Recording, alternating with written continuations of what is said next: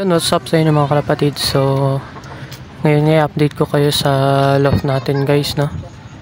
So yun nga, may binago tayo sa loft natin, may pinalitan tayo dahil nasisira-sira na.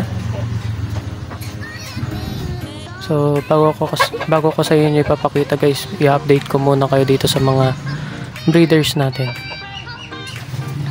So, ayan.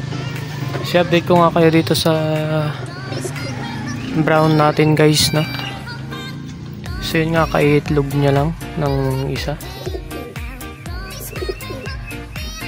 Ayan. At dito naman sa mga inakay natin, ayan, nakawala yung tatay nila guys. So patcher naman na, so okay lang yan. So, doon naman tayo sa kabila. Ayan. Kung mapapansin nyo guys, isa na siya, no? So, yun nga, namatay yung kapatid niya. Yan, dahil sa malakas na ulan, nagkasakit siya guys. Ayan. So, kung mapapansin nyo guys, wala na yung kalapati dito. Ayan, pinamigay na natin.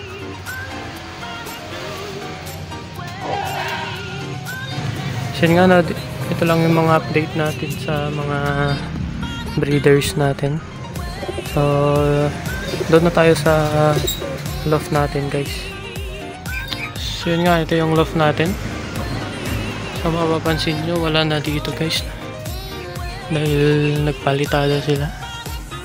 Ibabalik rin lang natin dyan guys, no? Dahil nauulanan siya dito, baka masira pa yung mga kahoy, baka mablok. Yan, so kung mapapansin nyo, parang wala naman na bago guys, na. So ayan. So ang binago nga natin dito guys, itong yan, yung flooring nya guys, no? Dahil masyadong maliit yung butas ng flooring natin na dati.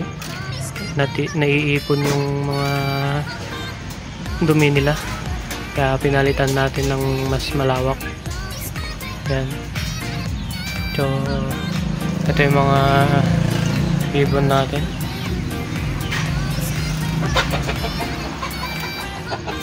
Ayan. Yan yung inakay natin guys.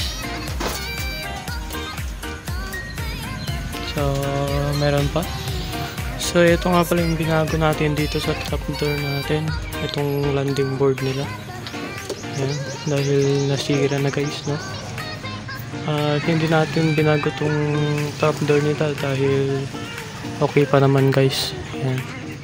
Saka na natin papalitan. So yan nga yung pinalitan natin guys, no? Pati dito sa side nya, pati dun sa kabila. Ayan.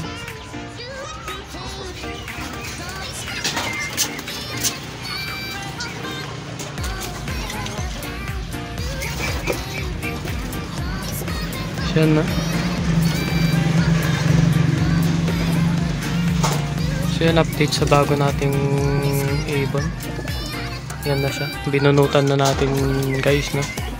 Para mabilis nang tumubo yung mga pinutulan nating feathers niya. Yan. So yun guys, no? So yun lang ang pagbabago dito sa loft natin. Yan. So hanggang dito na tong video natin to. So don't forget to like, share, and subscribe guys.